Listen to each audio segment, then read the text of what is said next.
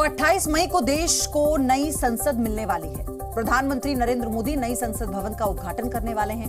वहीं संसद भवन के उद्घाटन पर सियासत भी अब खूब तेज हो गई है।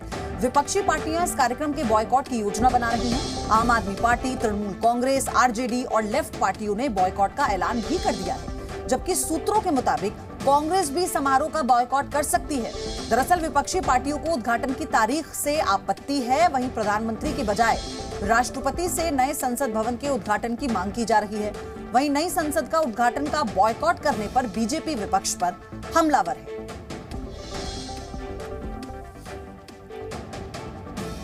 तो पीएम मोदी के उद्घाटन करने का विरोध लगातार दरअसल विपक्षी पार्टियां कर रही हैं और तारीख को लेकर भी वो सहमत नहीं है। तो नई संसद पर संग्राम छिड़ चुका है। उद्घाटन से पहले ही विपक्ष ने मोर्चाबंदी शुरू कर दी। आपको बता दें कि 28 मई को नई संसद का उद्घाटन होना है और पीएम मोदी इसका उद्घाटन करने वाले हैं। लेकिन उसी से पहले चाहे मल्लिकार्जुन खड़गे हो या फिर तमाम विपक्षी पार्टियां, उनका यह कहना कि राष्ट्रपति को यह उद्घाटन करना चाहिए, तो फिर प्रधानमंत्री इसका उद्घाटन क्यों कर रहे हैं। लेकिन उसके बाद खुद राष्ट्रपति द्रौपदी मुर्मू ने यह कहा कि वो ये चाहती हैं, उनकी इच्छा है कि प्रधानमंत्री इसका उद्घाटन करे, लेकिन इसके बावजूद भी राजनीति चरम पर है। अब आपको ये बताते हैं कि इस कार्यक्रम में यानी उद्घाटन समारोह जो होगा उसमें कौन कौन सी विपक्षी पार्टियां हैं जो नहीं होंगी, जिन्होंने इसका बॉयकॉट किया है।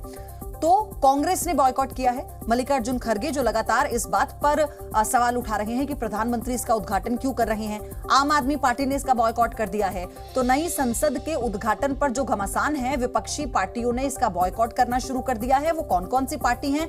तृणमूल कांग्रेस इसमें शामिल है। उनका यह कहना कि अपना प्रचार कर रहे हैं प्रधानमंत्री नरेंद्र मोदी।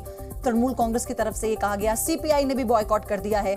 सीपीआई का यह कहना है कि सबको न तवज्जो दी गई और अब उद्घाटन समारोह में हम नहीं शामिल होंगे। सीपीएम ने बॉयकॉट किया है। आरजेडी ने भी बॉयकॉट किया है इस समारोह में शामिल होने से। तो मेरे दो सहयोगी हमारे साथ जुड़ चुके हैं। रविंद्र हमारे साथ हैं, रवि त्रिपाठी भी हमारे साथ जुड़ चुके हैं। रवि, सबसे बड़ी बात यह है कि बॉयकॉट आज कर देंगे, लेकिन जब सदन में मुद्दों पर चर्चा करेंगे तो फिर क्या कीजिएगा? नहीं, बिल्कुल सदन में तो जाना ही पड़ेगा, लेकिन ये एक तरह से कहा जाए इनका प्रोटेस्ट है और प्रोटेस्ट 2024 के लिहाज से प्लान बन रहा है कि 2024 में किस तरह से सरकार को घेरा जाए और यही इस तरह की चीज़ों को के आधार पर घेरा जाए। आप गौर कीजिए कि इससे पहले राष्ट्रपति का अभिभाषण का भी बहिष्कार कर चुका है विपक्ष। कांग्रेस पार्टी बहिष्कार कर चुकी है। जिस वक्त जीएसटी बिल पास हो रहा था, रात में उसका बहिष्कार किया कांग्रेस पार्टी ने। तो एक नई कहीं ना कहीं रणनीति बना के चल रही पार्टियाँ, और कांग्रेस पार्टी अभी तक पत्ते साफ नहीं कर रही है, लेकिन जो उसके साथ सहयोगी पार्टियाँ हैं, टीएमसी ने बाइकाट कर दिया। आप देखिए आरजेडी का बाइकाट होगा, आम आदमी पार्टी का बाइकाट हुआ, लेफ्ट पार्टीज का बाइकाट का फैसला हो गया और कांग्रेस पार्टी भी अमूमन लाइन कांग्रेस नहीं लिया। आप याद कीजिए राहुल गांधी के ट्वीट के बाद से ही ये माहौल बना है और उसी ट्वीट का जो लाइन है, उसी लाइन का आधार बनाकर सब पार्टियां कहीं ना कहीं ये कह रहे कि हम बाइकाट करेंगे। राष्ट्रपति चूंकि उनको नहीं बुलाया गया, उनको इन्वाइट नहीं किया गया, प्रधानमंत्री ही सब कुछ करना चाहते हैं। तो प्रधानमंत्री के खिलाफ माहौल बनाना यानी 2024 का माहौल बनाना, उनके खिलाफ एक माहौल बनाना कि सब कुछ वही कर रहे हैं, सबका क्रेडिट वो लेना चाहते हैं, किसी और को क्रेडिट नहीं देना चाहते हैं। संवैधानिक जो सिस्टम है उसको कहीं ना कहीं वो तोड़ रहे हैं। तो इस तमाम सारी बातों को लेकर विपक्ष एक माहौल बना रहा है और ये सब कुछ जो है 2024 को ध्यान में रखते हुए किया जा रहा है। ठीक है, लेकिन उससे पहले हम ये भी बताएं कि उद्घाटन पर ये दोहरा चरित्र क्यों है, सवाल ये भी उठता है। रविंद्र, फिर आपके पास में आऊंगी, क्योंकि 3 अगस्त 1970 को संसद एनेक्सी की नींव तत्कालीन राष्ट्रपति वीवी गिरि ने रखी थी, लेकिन 24 अगस्त 1975 को तत्कालीन प्रधानमंत्री इंदिरा गांधी ने संसद एनेक्सी का उद्घाटन किया था। यह भी आपको जानना चाहिए।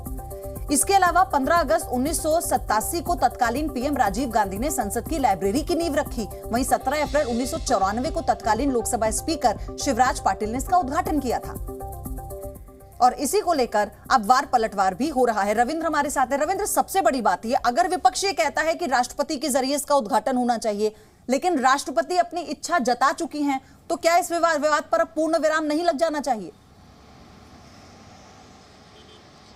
बिल्कुल, इस पर यह कोई ऐसा मुद्दा नहीं था, केवल मुद्दा बनाया गया था। और बिल्कुल सही है कि विरोध के नाम पर विरोध। प्रधानमंत्री नरेंद्र मोदी इसका उद्घाटन कर रहे हैं, इसलिए इसका बाइकआउट करिए। जबकि आपने देखा होगा 10 दिसंबर 2020 को जब आधारशिला रख रहे थे प्रधानमंत्री, उस समय भी सारा विपक्ष ने इसका बहिष्कार किया था, और आज जब 28 तारीख को इसका उद्घाटन होगा, लोकार्पण होगा, तब भी बाइकआउट किया जा रहा। तो कहीं न कहीं प्रधानमंत्री नरेंद्र मोदी जिस फंक्शन में हो उसका बाइकआउट किया जाए और बहाना हो कि राष्ट्रपति इसका उद्घाटन करे, जबकि राष्ट्रपति खुद इस सियासत से दूर होकर खुद कह दिए हैं कि प्रधानमंत्री नरेंद्र मोदी ही इसका लोकार्पण करें, उनकी ये इच्छा है। तो कहीं न कहीं ये साफ तौर पर है कि किसी तरह से भी विपक्ष कोई भी मुद्दा हो एकजुट होने की कोशिश करे, भले ही 2024 के चुनाव से पहले यह रणनीति कितना कामयाब होती है तो देखने वाली बात होगी, क्योंकि नेता नेतृत्व बहुत से मुद्दे हैं, लेकिन कोई न कोई बहाना से विपक्ष चाहता है कि एक सुर में रहे, एकजुट दिखाई दे, और इसी कारण से बहाना बनाया गया कि प्रधानमंत्री नरेंद्र मोदी इसका उद्घाटन क्यों कर रहे हैं। जबकि आपने उदाहरण दिया इंदिरा गांधी, राजीव गांधी, ऐसे में जब मनमोहन सिंह 10 साल प्रधानमंत्री थे, सोनिया गांधी अटल टनल हो या फिर वर्ली सी लिंक हो या फिर कई ऐसे का उद्घाटन किया था राजीव गांधी, और नेहरू गांधी परिवार के नाम पर कई संस्थान है। ये विपक्ष नहीं बल्कि बीजेपी इस पर सवाल उठा रही है, लेकिन बीजेपी का ही कहना है कि जब सदन का लोकार्पण प्रधानमंत्री कर रहे हैं, इसका बहिष्कार कर रहे हैं, तो क्या सदन की कार्रवाई में आप भाग नहीं लेंगे? क्योंकि सदन का बनाने का काम भी तो प्रधानमंत्री नरेंद्र मोदी सरकार करवा रही है। यही सवाल है, क्योंकि अगर इसे सिर्फ लोकसभा चुनाव के मद्देनजर विपक्षी रणनीति के तौर पर भी देखा जाता है और वो बॉयकॉट करती है और फिर चर्चा के लिए सदन में वो आगे आने वाले समय में शामिल होती है, तो फिर ये फजीहत एक तरह से विपक्ष के उन नेताओं की भी है जो आज इसका बॉयकॉट करेंगे। Zee News.